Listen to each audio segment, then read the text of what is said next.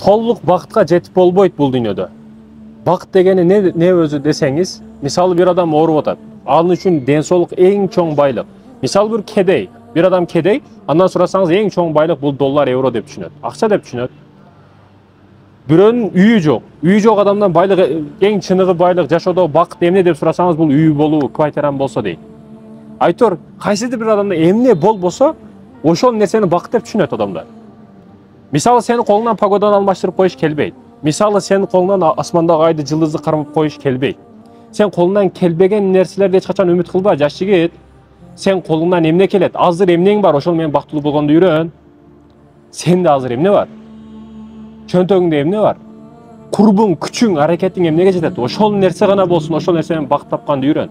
Сен бактылуу болууну келечекке таштап койбо.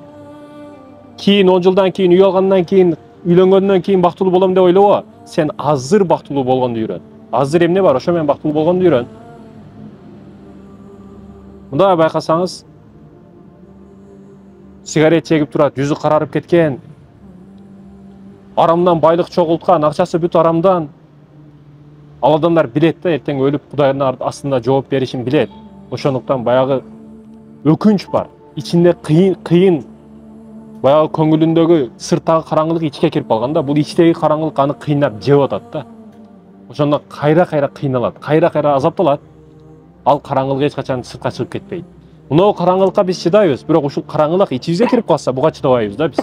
Ошондуктан мекендештерим таза булойлу, адал булойлу, халал булойлу.